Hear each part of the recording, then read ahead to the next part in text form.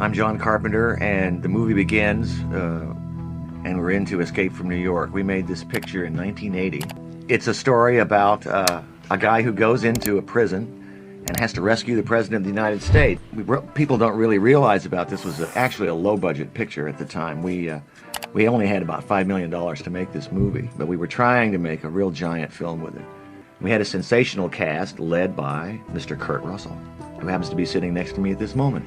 I'm hearing a lot of things for the first time, and I hadn't thought about. By the way, both of our ex-wives are in this movie. That's right. We're gonna get to see and remember a lot of good times here. As we start to film, kind of telling everybody what's going on, because I realized I screened the picture for an audience and they had no idea. So we had to actually draw a map and say, here's the prison and here's what's happened. Another matte painting with a toy helicopter flying over, all animated. Very nicely done, though. They split in the water. Our two men trying to escape, and they're basically out in the water here off of Long Beach, and we're shooting this whole sequence. And now we're shooting this entire sequence at a college in Los Angeles. Rather futuristic but bleak. Snake Plissken, the main character played by Kurt, is a nefarious criminal.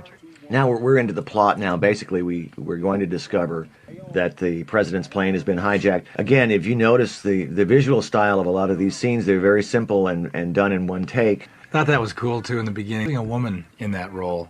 Just those little things were different about this movie. And now here's Donald, the president. Donald made up an entire story about how he got to be president. It had something to do with Margaret Thatcher taking over the world and making the United States a colony again, but I never used any of it.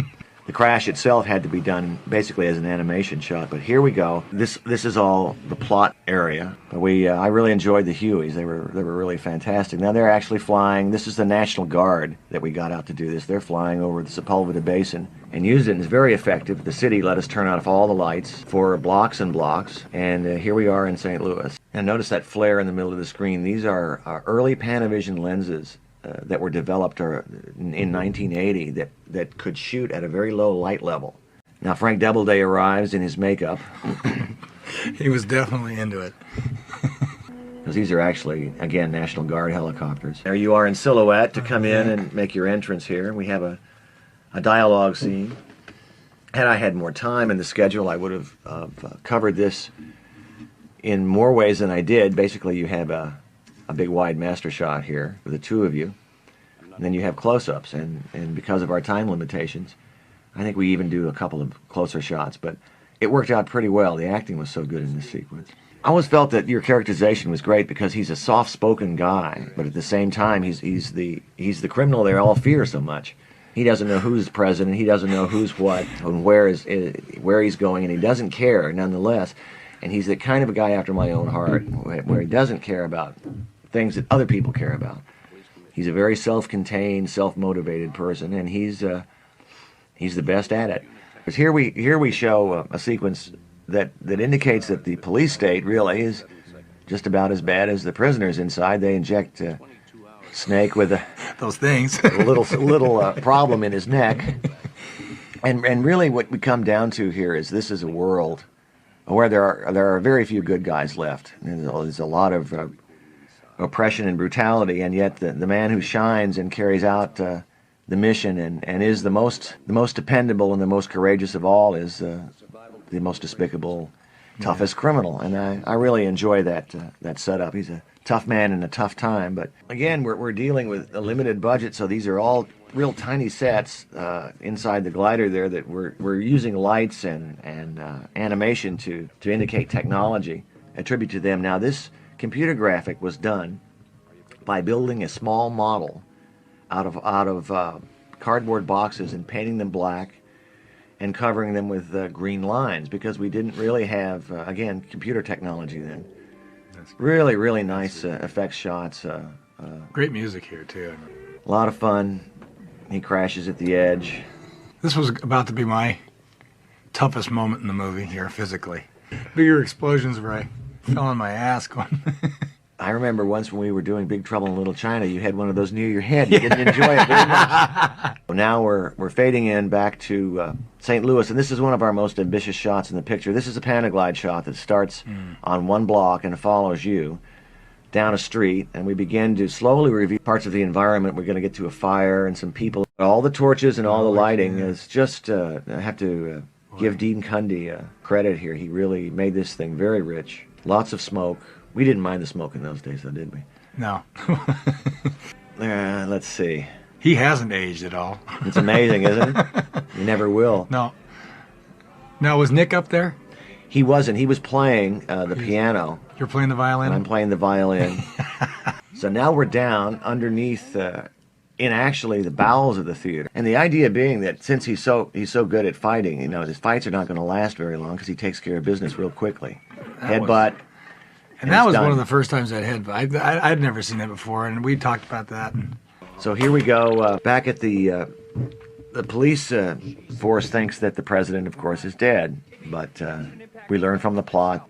Basically, we're at the turning point in the film where Snake is lost. He's the whole thing for chance. What's going to happen? What can Snake do? How can he survive? You know, he still has that those things implanted in his neck, and he has a time limit. These are, of course, wooden manhole covers. If you've ever tried to lift one of those things, you know that it's physically impossible. It would break your back trying to lift it from below. Now we're going to come up to a scene that with your first wife, Susan Hubley, a very, very talented actress, very beautiful, and at the time, as I recall, she had recently given birth to your son. Playing a tough girl there. Susan has an enormous amount of talent as an actress. I really enjoyed working with her. Here for a moment, we're thinking maybe that Snake's going to hook up with her. There's a little bit of sexual tension here, and she tries to maybe let me go with you, Snake. And he did a lot of physical work in this, Kurt. You're climbing up things and jumping over things and going through windows, and he had more and more problems as he went along, didn't he? And yet he kept dealing with it. Now you're going to run into Borgnine again. Again, Panaglide. Here we go down an alley into a cab and all the rules of New York, and he's going to throw a Molotov cocktail and going to take care of business. A lot of lighting involved in all the exteriors that you see. Interiors were a lot easier for us. We're back in Los Angeles. I think it's the Masonic Temple in St. Louis. Again, this is a trashed and deserted area. Yeah. And in a moment, we're going to run into my first wife, Adrienne Barbeau, a very, very fine actress. She was great in this. She was the teenage dream. I mean, she just personified everything a boy kind of says. Boy, I'd like to meet her.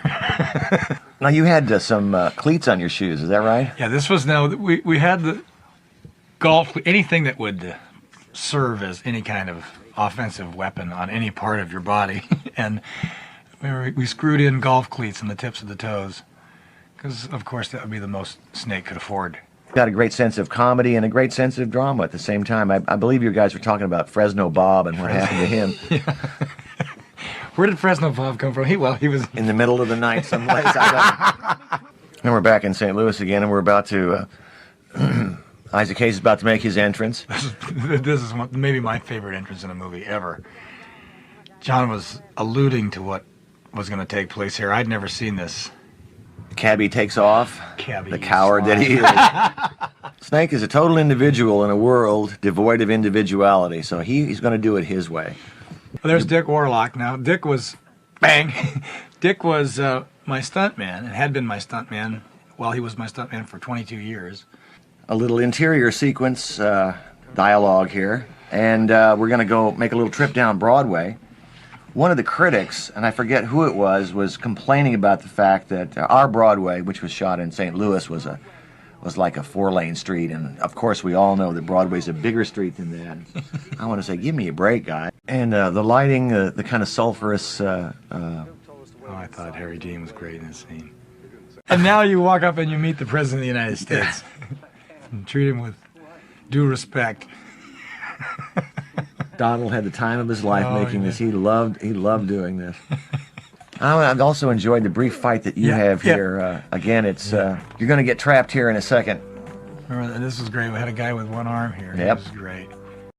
The Snake is captured. Ike has a great face, doesn't he? Yeah. Now, you guys must have talked about the twitch. He wanted to do the twitch. Only when he saw Pliskin, though. Only when he saw Snake, it made him twitch. I got. And we're going to end up pretty soon here inside the train station for our famous fight with. But first, as I recall, we made a day sequence come in here. Are you I'm in the day Yeah. sequence when we're dropping the food in a little while. One of the big problems in this scene was whenever Ike shoots, there's a bullet that's coming out of there, and it's going to hit Frank Doubleday in the head if we're not careful. Made the pictures that you and I have after this one, the simplicity of this time, we just had fun, didn't we? It was just... Now, before we get there, though, here's my debut in the helicopter. I'm not piloting at this point, but I'm throwing boxes out. It'll get to me in a second. This is over Los Angeles. Here we are back with Snake. Now, we actually hired a real professional wrestler, Ox Baker. He's over 7 feet.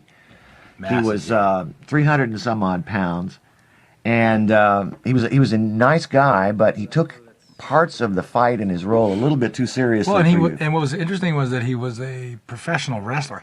At one point in this fight, you are very realistic in trying to protect yourself against the blows of Ox Baker. Yeah, and one of the toughest thing about this day was that the snake was starting to sweat off of my stomach, so we had to keep retouching up the cobra. You tagged me. Of course, I was okay once I had a baseball bat in my hand, and I said, "You tagged me. I'm telling you what, I'm not only gonna hit you, I'm gonna pull you."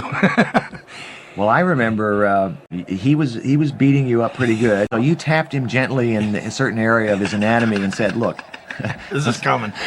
Back with Harry Dean and Adrienne, and this whole sequence with Donald, the president is being tormented, and he decided that he wanted to wear a wig during the scene because he was getting into his character. Now we changed weapons. Oh yeah. And this is, as I recall, in a minute here is when we're going to see you really take some shots. Some pretty serious shots. You are with this sort of quintessential American nightmare story. And if you're going to have it out, why not have it out with baseball bats? And if you're going to really have it out, why not have it out with trash can lids and nails and baseball bats? Again, here we're back in Los Angeles. And Lee does not want to walk up to the helicopter, but I'm forcing him to do it. He hates him. So we're basically into the the final action sequence. Minutes left, and here we are in the middle of a fight on the roof. Now these are, and the president pops up, and reutilizing the sets that we used before, which is a kind of a little secret that you can do with low-budget films and still make it look like it's made for a reasonable amount of money. I think that it's hard to believe this was made for $5 million. So these were the good old days, Kurt. When we had it's the truth. It does force you to be. It forces you to think. It forces you to be creative. Yes. You just don't have the dollars to back you up. The whole MacGuffin of this movie is this tape. The president supposedly has something to do with fusion or fission or something. Someone's going to save the world. That's right. It doesn't really matter, but it was something that we needed to get back. It's an important plot device that you can immediately forget. And, the cab is blown in half. We did that stunt twice because it didn't work the first time. And the second time it was. The second time you had to put the car sort of back together again. These characters get paid off right here, and then there's something they understand between them. She has a certain loyalty to him, and he understands and respects that, but he's not going to wait for her. No, and I think this is the only person he had any sort of feelings for in this movie.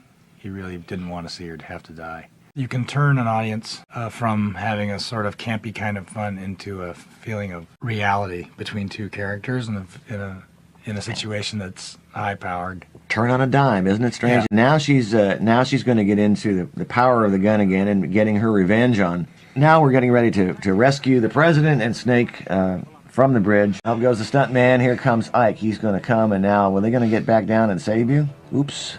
He's shooting everybody. Now you take a big dive onto a mattress there, don't you, Kurt? Yeah. But you're about to... come up from the deep. Yep. Okay, so now we have the moment of truth. All this movie, you've struggled to survive and save the president, and the entire movie hinges on bringing him back so he can address the nations and present the tape that's going to ensure that the future will have unlimited power. And what do you do? But you screw the police and the nation as well as you did everybody else. And you pull out the real tape, which is the future of mankind, and we can see how you feel. It's kind of amazing to watch the picture now. It still holds up quite well for its time. I'm reminded of what great time we had doing it. Hey, it's been fun, and I hope the audience out there who's watching this has enjoyed it. And I've had a good time going back through the movie. I haven't seen it in so long. It's fun to see it again. It is. It reminds me of how I felt at that time, and that was that every day out there, I always had you, and that was great. Hey, that's neat. Yeah. All right, guys. We'll see you later. See you in the movies.